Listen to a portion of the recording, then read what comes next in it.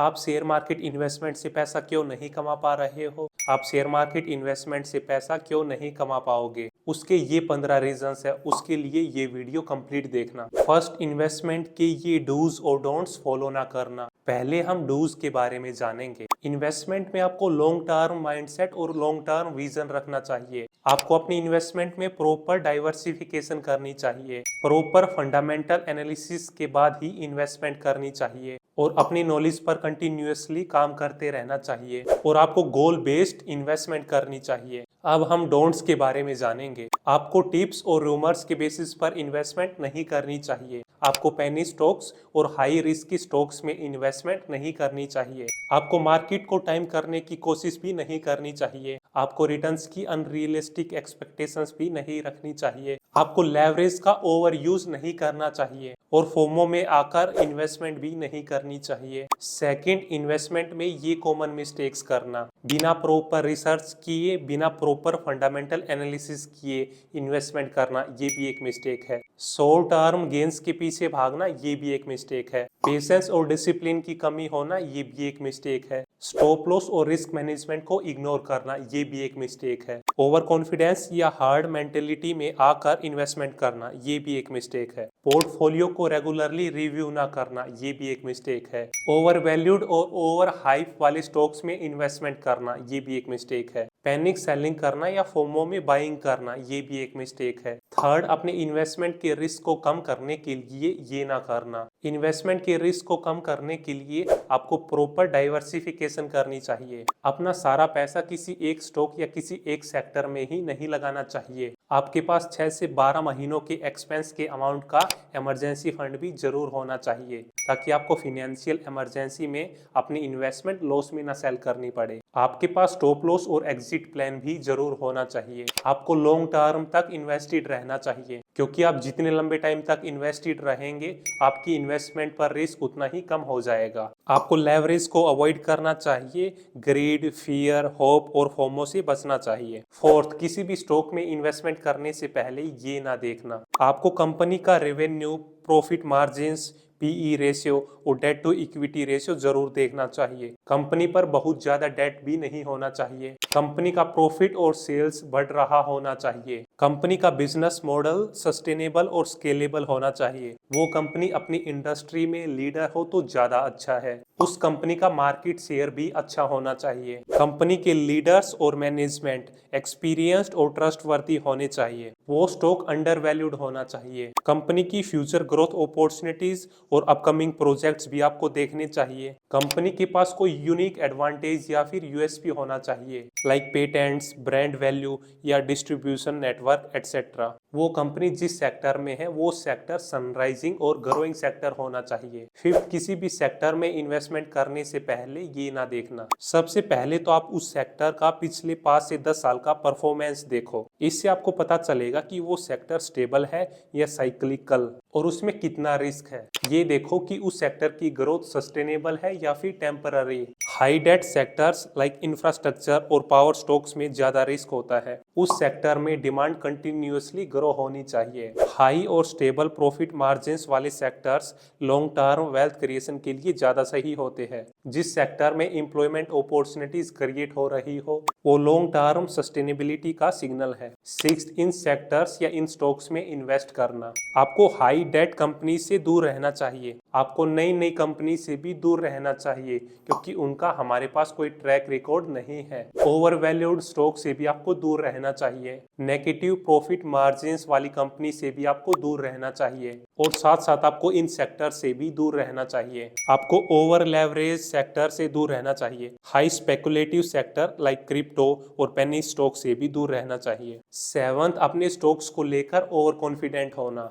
Over confidence तब आता है जब आपको लगता है कि आप मार्केट की हर मूव को प्रिडिक्ट कर सकते हैं या आपका डिसीजन सही ही होगा, जो कि गलत है। आपको डेटा ड्रिवन डिसीजन लेना चाहिए, ना कि इमोशंस, ग्रीड या ईगो के बेसिस पर। आप खुद को मार्केट से बड़ा ना समझो और हमेशा लर्निंग करते रहो।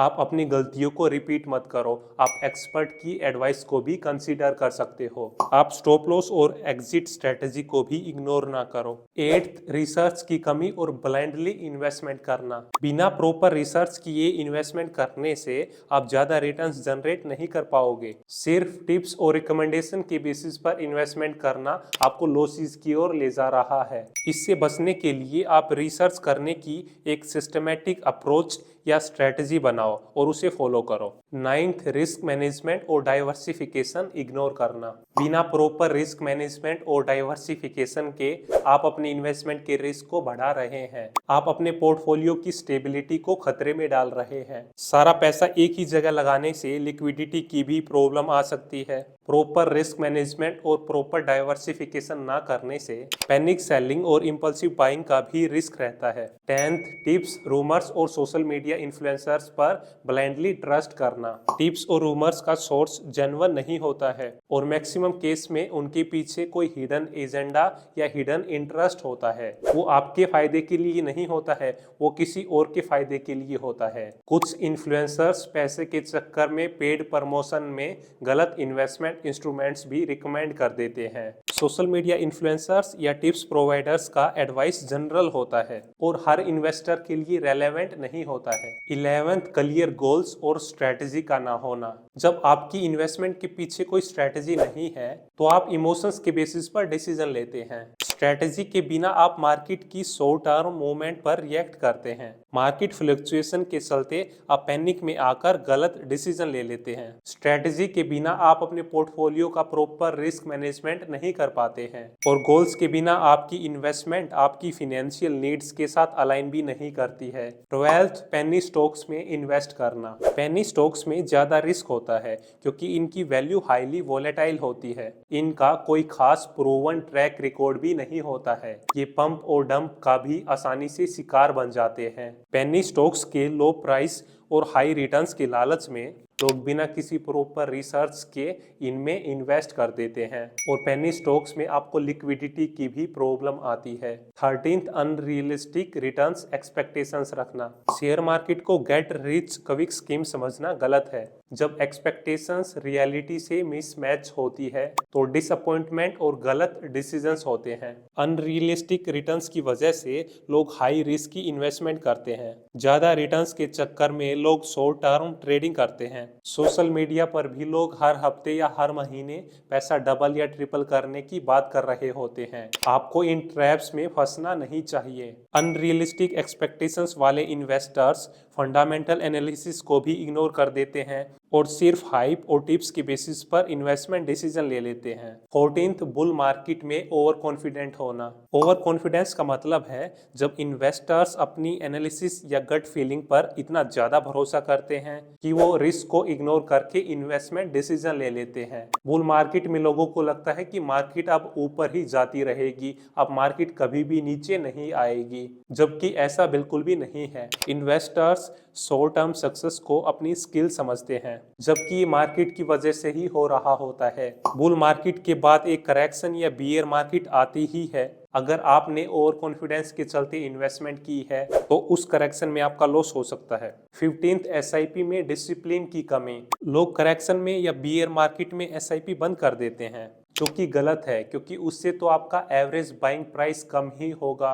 उससे आप रुपए कॉस्ट एवरेजिंग का भी बेनिफिट ले सकते हैं, जिससे आप अपने रिटर्न्स को बढ़ा सकते हैं। एसआईपी को डिसिप्लिन के साथ ना करना, कभी एसआईपी करना कभी ना करना, ये आपकी कंपाउंडिंग को भी नेगेटिवली इफेक्ट करेगा और आप अपने फाइनेंशियल गोल्स को टाइमली अचीव नहीं कर पाएंगे। आप ऐसे ही वैल्यूएबल कंटेंट के लिए इस चैनल को सब्सक्राइब करें। इस वैल्यूएबल कंटेंट को अपने दोस्तों के साथ जरूर शेयर करें।